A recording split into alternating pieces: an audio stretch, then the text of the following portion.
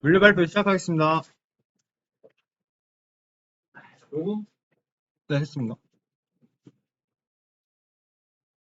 목차는 물류 업무 설명, 프로젝트 시연, 사용 기술 설명, 그리고 추가된 서비스 시연 순으로 진행하겠습니다. 먼저 물류 업무입니다. 물류 업무는 견적으로부터 시작이 되게 되는데요. 견적을 등록을 하고, 그다음 수주를 등록하게 됩니다. 근데 수주 단계에서 재고가 있을 때는 납품을 바로 할 수 있지만, 재고가 없을 때는 이제 NPS 단계로 넘어가게 됩니다. NPS 단계에서는 아래 이제 주 생산 계획이라고 적혀 있는데요. 수주받은 물품을 언제까지 만들 것인지 이러한 계획들을 확립하는 단계라고 보시면 되겠습니다. 이렇게 계획을 다 세우고 나서는 MRP 단계로 넘어가게 됩니다. MRP 단계에서는 봄, 즉 자재명세서, 예를 들면 자동차를 만들 때 바퀴는 몇 개가 필요한지, 문은 몇 개가 필요한지 이러한 정보들을 산출해내는 단계라고 보시면 되겠습니다. 이렇게 산출해낸 정보를 가지고 그 중에서 이제 원재료는 발주를 하게 됩니다. 그래서 발주 단계에서는 원재료 발주를 하고 이제 재고 관리에서 그 발주된 원재료를 입고를 하게 됩니다. 그렇게 원재료가 다 준비가 되면은 제품을 만들라는 작업 지시를 하게 됩니다. 그리고 제품 생산이 완료가 되면 생산 완료된 제품을 납품을 할 수 있게 됩니다.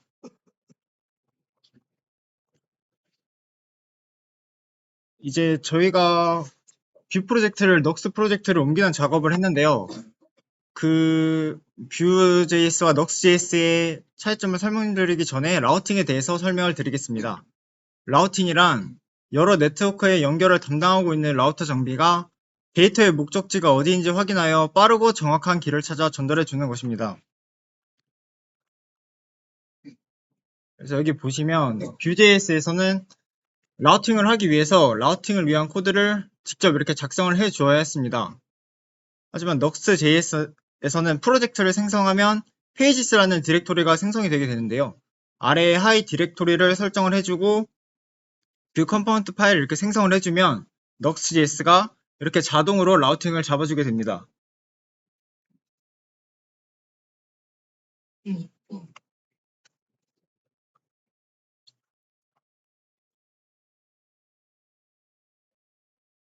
물류 핵심 업무의 시작은 견적 등록으로부터 시작이 됩니다.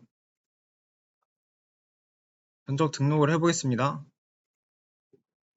견적이 등록되었고 이제 그 해당 견적에 대한 견적 상세를 추가를 해주겠습니다. 저는 카메라를 만들 거고 견적 수량은 5개 넣어보겠습니다. 네, 견적 등록이 잘 되었습니다. 이렇게 조회를 해보면 네, 견적은 잘 등록이 되었는데 아직 수주를 하지 않았기 때문에 수주 여부는 아직 변경되지 않았습니다. 수주 등록을 하겠습니다. 수주 등록하기 위해서는 이제 다른 부가적인 정보가 필요하기 때문에 해당 견적 데이터를 수정을 해줘야 됩니다. 여기서 수주 유형을 선택을 해줘야 하는데요. 여기 수주 일반과 긴급 수주가 있습니다. 단어 설명 잠시 하고 넘어가도록 하겠습니다.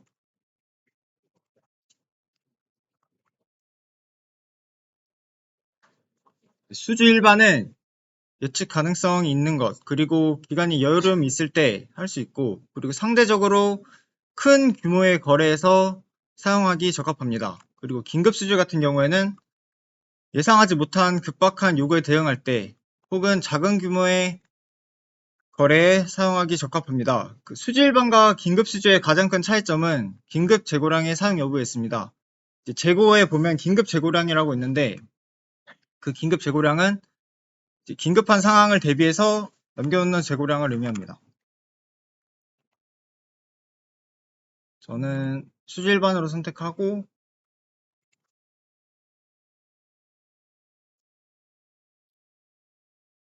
이렇게 수정을 하고 네, 수주가 등록이 되었습니다.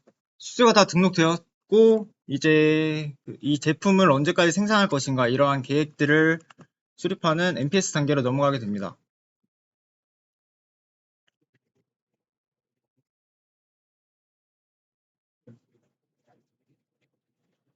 이제 출하 예정일은 납기일보다는 반드시 빠른 날짜로 선택해 주어야 합니다.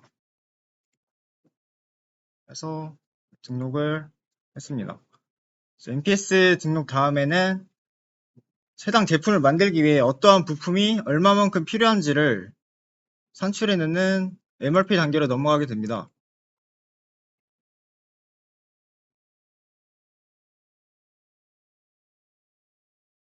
데이터가 조회되었고요. 모의 정제를 해서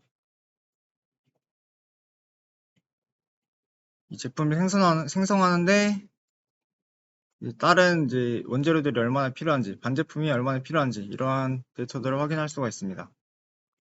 MRP를 등록해주고 그 다음은 원재료인 경우에는 구매, 즉 발주를 해야 되고 반제품 혹은 완제품인 경우에는 생산을 해줘야 합니다.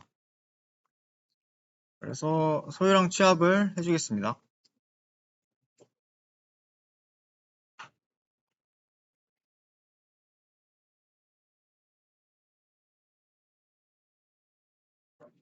네, 이렇게 소요량 취합이 완료되었습니다. 소요량 취합이 완료되면 이제 원재료들은 발주를 해줘야 합니다. 날짜를 선택을 안 해줘.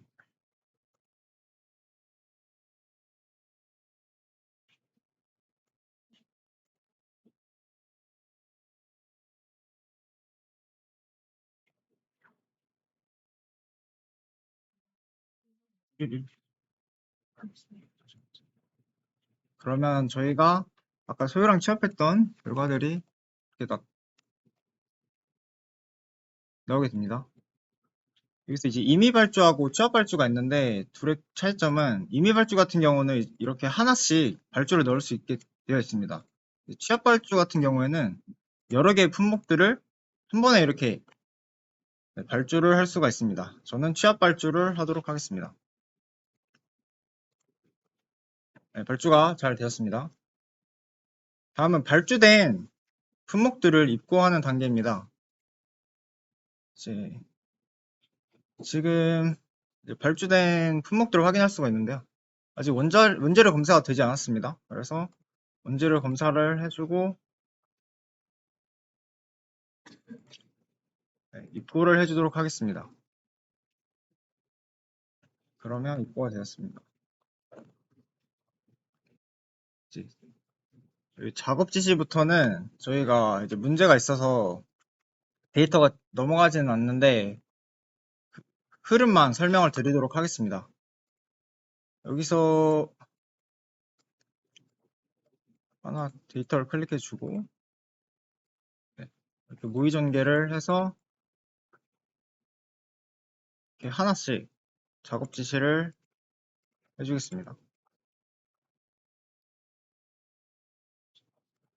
그리고 이렇게 작업 지시를 한 다음에 작업 지시 현황에서 이렇게 조회를 하고 이런 식으로 데이터가 잘 돼서 나와야 되는데 문제가 좀 있어서 좀 잘 안 나오는 부분은 저희가 고치지는 못했습니다. 그래서 여기서 수량 맞게 이렇게 작업 완료를 해주면 지금 제품이 생산이 완료가 된 것입니다. 제품 생산 완료가 되었으면 납품 단계로 넘어가게 되는데요.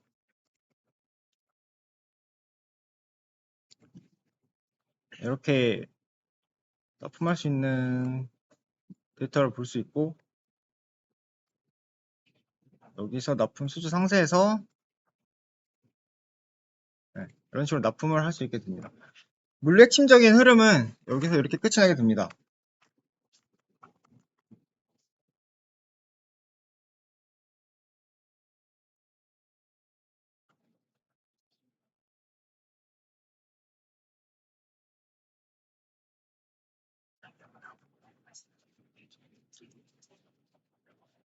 다음은 새로운 서비스 개발 과정입니다.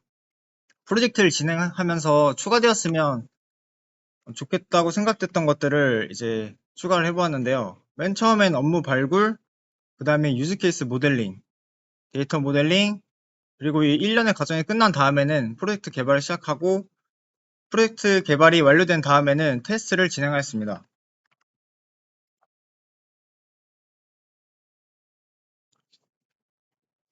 먼저 업무 발굴입니다.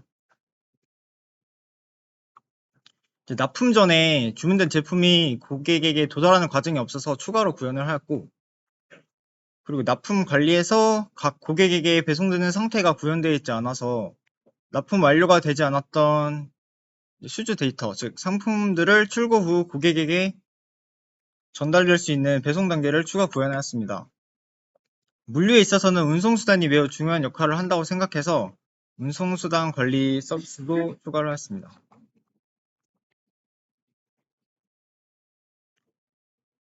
그리고 고객에게 전달까지의 과정만 있고 상품이 불량이거나 수량이 안 맞을 경우에 반품하는 기능이 없어서 반품 요청을 할 수 있는 그런 서비스도 추가하였습니다.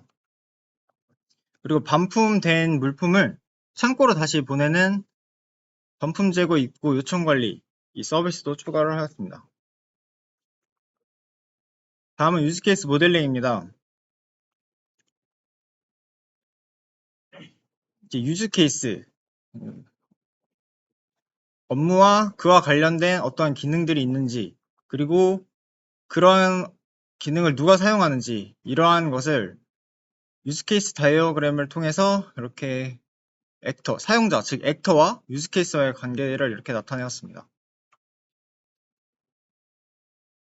다음은 데이터 모델링입니다. 프로젝트에서 사용하게 될 데이터를 저장할 테이블 그리고 그 테이블을 어떻게 구성할 것인지 그리고 그 각 테이블들 간의 관계를 어떻게 이제 할 것인지를 확립하는 그런 과정을 거쳤습니다.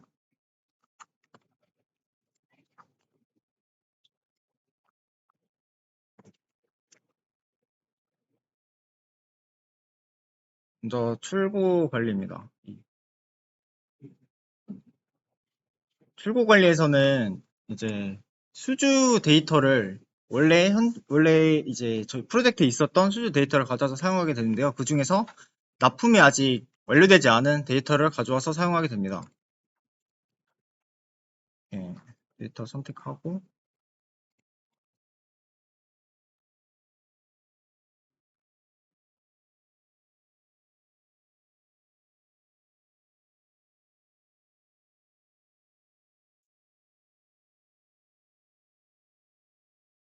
이렇게 출고 현황에서 출고가 된 것을 볼 수 있습니다.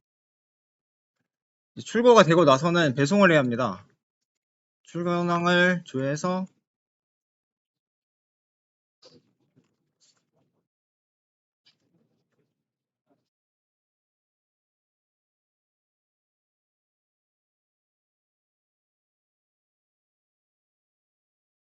배송 상태는 배송 중으로 해서 등록을 해보겠습니다. 그러면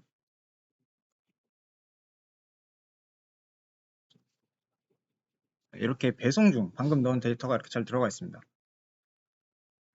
그러면 이렇게 그 다음에 이제 반품 요청인데요. 여기서 확인해 보면 방금 넣은 데이터가 없습니다. 제가 이제 이름을 미로 해서 넣었는데 네, 그래, 맞아. 어, 그래서 여기서는 이제 배송이 완료된 물품들만 반품할 수 있게 해놓았습니다. 다시 가서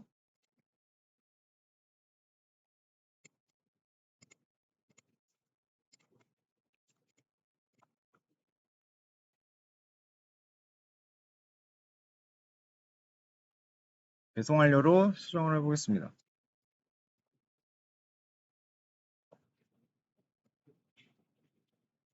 그러면 여기 아까 6개였는데 지금 7개로 늘어났고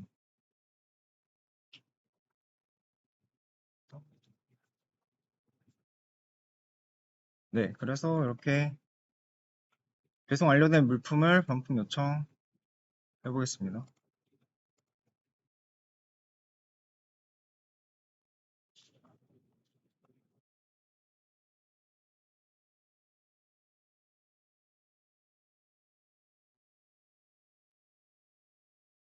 이렇게 반품까지 완료되었습니다. 그리고 이제 반품된 재고를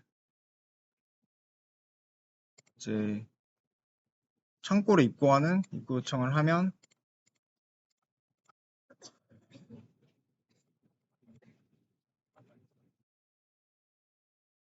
이렇게 해서 반품 상품을 창고로 입고까지 완료가 되었습니다. 그리고 저희가 이거 구현하면서 이제 배송이 완료된 물품에 한해서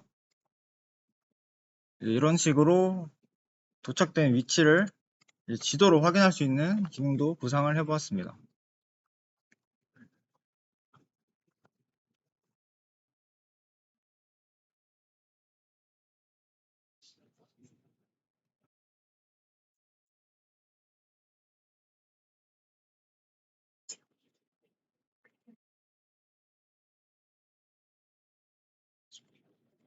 네, 그래서 저희는 여기까지 구현을 해보았습니다. 이것으로 물류 발표를 마치겠습니다. 아니, 잠깐만요.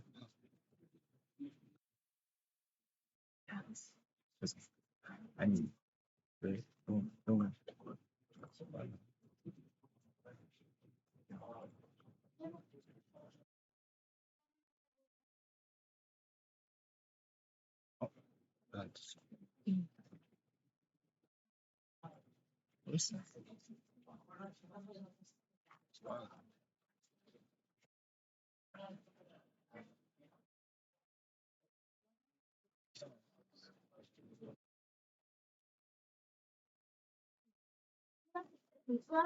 뭐 하셔야 돼요?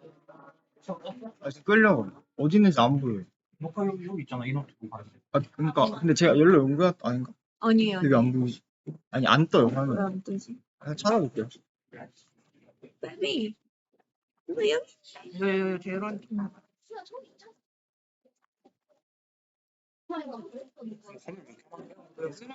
다 없어요. 막간에 몰라 건 다 써봐서 그럼 보이나? 저 손톱 왜 이렇게 망한 거야? 제가 쓰려고. 그래서 이거 여기 여기서 떠야 되는 거예요. 화면 비율이 커져서 그래. 화면 배율이 이상한데. 왜지? 화면. 그거 꺼봐. 이걸 뽑을까요? 인텔리전 꺼봐. 고도는 왜 이렇게 깜깜했어? 배율이 이상하게 됐는데. 여기까지 넘어요. 이거 뭐 만졌니? 아니. 아닌데 왜 그러지? 이게 아니 진짜 위에 있나? 그럴 수 있어. 아니, 아니면 뭘- HDMI 뽑고 여기서 한번 찾아볼게. 메이크 그거야. 나온다 이제 나온다. 아 이거 숨어 있어서 여기 있었네 여기 비임이랑 그거 있어. 김에 갔다고요?